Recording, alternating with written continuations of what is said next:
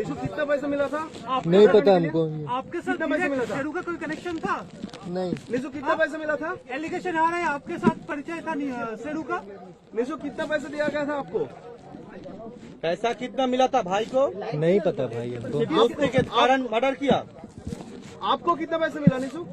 हमको क्यों मिलेगा पैसा? आपको कितना पैसा मिला? दोस्ती के कारण मर्डर हुआ। 17 जुलाई की सुबह पटना के सबसे महफूज और सबसे फेमस जाने माने अस्पताल में एक कातिल दाखिल होता है अपनी गैंग के साथ। नॉर्मल कपड़े पहना हुआ, नॉर्मल चाल, मगर थोड़ा सा एटीट्यूड भी, और जेब में थी उसके मौत। किसी ने सोचा भी नहीं था कि आईसीयू में भर्ती एक गैंगस्टर की वो आखिरी सुबह होगी। अस्पताल के बिस्तर पर उसको गोलियां मार दी जाती हैं। सुबह करीब 7 बजे के आसपास ये वारदात होती है, जब जिंदगी और मौत के बीच जूझते मरीज दवाइयों पर भरोसा कर रहे थे। तब 5 हथियारबंद लोग पारस अस्पताल में घुसे और आईसीयू के 209 नंबर कमरे में चंद सेकंड में 20 से ज्यादा गोलियां बरसाईं। टारगेट था गैंगस्टर चंदन मिश्रा, पहचान बक्सर का कुख्यात गैंगस्टर, और कत्ल एक रची हुई स्क्रिप्ट की तरह। लेकिन यह कत्ल महज गैंगवॉर नहीं था, ये एक चाल थी जिसके हर मोहरे पहले से तय थे। शूटर्स पहले ही पटना पहुंच चुके थे।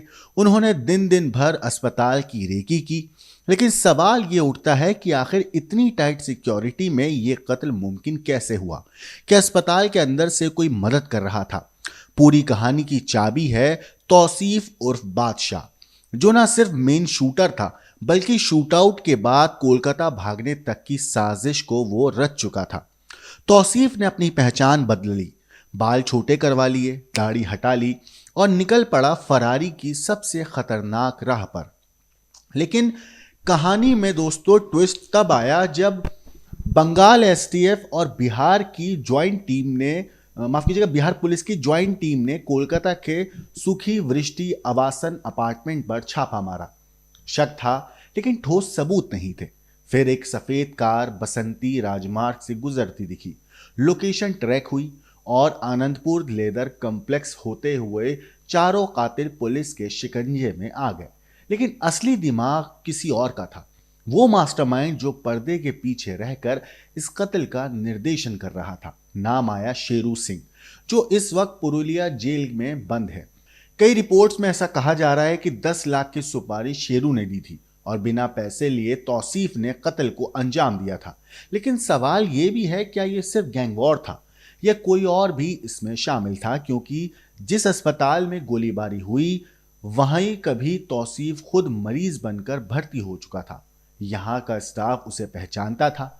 यहाँ का सिक्योरिटी सिस्टम उस दिन 15 मिनट तक गूंगा बना रहा, बहरा बना रहा। क्या यह महज इत्तेफाक है या सोची समझी साजिश? और वो नाटक जो तौसीफ ने घर जाकर किया, बहन से कहा तो मैं ससुराल छोड़ देता हूं, और फिर उसी कार में नीशू, उसकी गर्लफ्रेंड हर्ष और भीम के साथ वो वहां से भाग जाता है।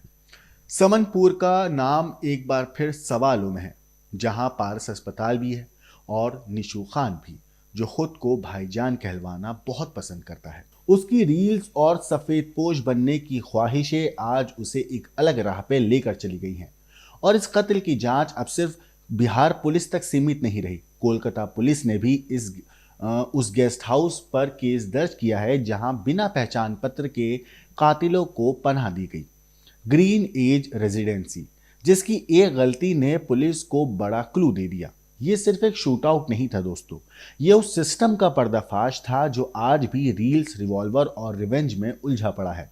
अब सवाल एक ही है, कातिल पकड़ लिए गए, लेकिन क्या मास्टरमाइंड को भी सजा मिलेगी? क्या ये केस भी किसी और चंदन मिश्रा की मौत तक फाइलों में दफन रहेगा? कहानी में बहुत ट्विस्ट है, केस बहुत पेचीदा है और सुनने और समझने के लिए इस केस में बहुत कुछ है।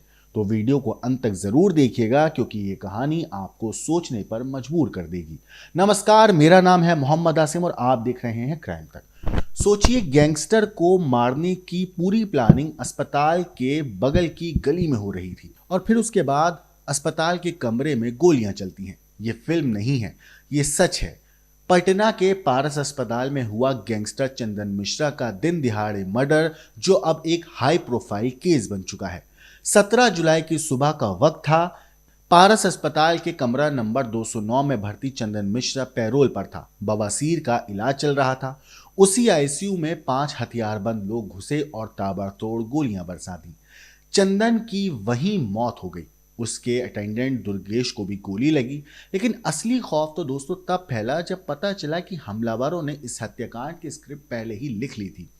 3-4 दिन पहले ही जो मेन शूटर है तौसीफ और बादशाह भाई साहब मर्डर करने के बाद ऐसे गायब हुए जैसे धुआं हो। पुलिस को चकमा देने के लिए लुक ही बदल लिया, बाल कटवा लिए, दाढ़ी साफ करवा दी और निकल पड़े कोलकाता की तरफ। साथ में था उसका मौसेरा भाई नीशू खान, जिसका वीडियो इस कहानी के शुरुआत में आपको दिखाया था, जो एम्बुलेंस में लेटकर जवाब दे रहा था, और उसके 3 साथी हर्ष, भीम और गर्लफ्रेंड। हत्या के बाद तौसीफ फुलवारी शरीफ पहुंचा और अपनी बहन से कहा, चलो तुम्हें गयाजी छोड़ देता हूं। असल में वो खुद को गायब करने की तैयारी कर रहा था। गयाजी से पूरी गैंग रांची होते हुए कोलकाता भाग गई। 16 जुलाई को ही कोलकाता के होटल में रूम बुक हो चुका था, यानी सब कुछ प्लान के मुताबिक चल रहे थे। तौसीफ और नीशू दोनों पारस अस्पताल से पहले से वाकिफ थे। तौसीफ का एक दोस्त वहां भर्ती रहा था और वो अक्सर आता जाता भी था वहां पे। अस्पताल में कुछ स्टाफ भी कहते हैं कि उसकी जान पहचान वाले थे। यहीं से शक गहराया। बिहार एसटीएफ और बंगाल एसटीएफ ने मिलकर कोलकाता के सूखी वृष्टि अपार्टमेंट में छापा मारा। शुरू में शूटर पुलिस की आंखों में धूल झोंक कर वहां से निकल लिए, लेकिन पुलिस ने आखिरकार उन्हें एक सफेद कार के साथ कोलकाता के आनंदपुर इलाके से धर दबोचा। चारों को पटना लाया गया। इसके बाद तौसीफ को अलग गाड़ी में लाया गया। पीछे पीछे स्कॉर्पियो में पुलिस की सुरक्षा थी। इसके बाद एसटीएफ दफ्तर में घंटों पूछताछ हुई। जांच में कई चौंकाने वाली बातें सामने आई। रिपोर्ट्स में कहा जा रहा है कि 10 लाख की सुपारी दी गई थी। बक्सर जेल में बंद शेरू सिंह नाम का एक गैंगस्टर है जो तौसीफ को जिसने ये सब सुपारी दी थी। आपको बताऊं, तौसीफ ने एडवांस भी इस मामले में नहीं लिए थे, लेकिन काम कर दिया। कहा जा रहा है कि मास्टरमाइंड को 5 लाख मिल चुके थे। चंदन 3 जुलाई को पैरोल पर बाहर आया था। 18 तक वापस जेल में जाना था, लेकिन एक दिन पहले ही उसका मर्डर हो जाता है। लेकिन उसके इलाज में जानबूझकर देरी की गई। ये सवाल कई लोग अब पूछ रहे हैं। चंदन के जो पिता हैं उन्होंने डॉक्टर पिंटू और स्टाफ पर शक जताया है। उन्होंने कहा कि 16 जुलाई को डिस्चार्ज होना था, लेकिन 17 को किया गया। अब पारस अस्पताल के सीसीटीवी फुटेज, स्टाफ की लिस्ट और डॉक्टरों से पूछताछ भी हो रही है। शक है कि कुछ लोग अस्पताल के अंदर के जो लोग हैं वो शूटर्स की मदद कर रहे थे। इतनी बड़ी चूक के बाद एक दरोगा, 2 एएसआई और 2 सिपाहियों को सस्पेंड भी कर दिया गया है। वहीं 5वां शूटर अब भी कह रहे फरार है।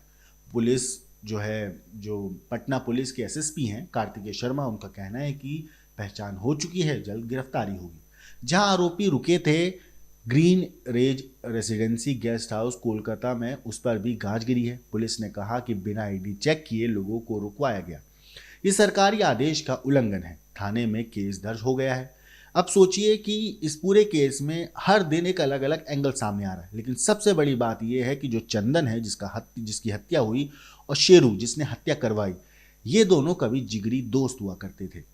मगर इतना बड़ा कांड जो हुआ है वो बिना किसी अंदर के लोग की मिलीभगत के तो हो नहीं सकता, क्योंकि अस्पताल के अंदर बाकायदा तमतमाते हुए दाखिल होना, फिल्मी स्टाइल में खुद को हीरो समझकर एंट्री करना, बंदूक निकालना और एक के बाद एक कमरे में घुसकर गोलियां चला देना, और उसके बाद बड़े आराम से अस्पताल के कमरे से वारदात को अंजाम देने के बाद, इंसानी जिस्म से खून बहाने के बाद बड़े आराम से बेफिक्र होकर निकला जाता है और उसके बाद गायब हो जाते हैं ये लोग।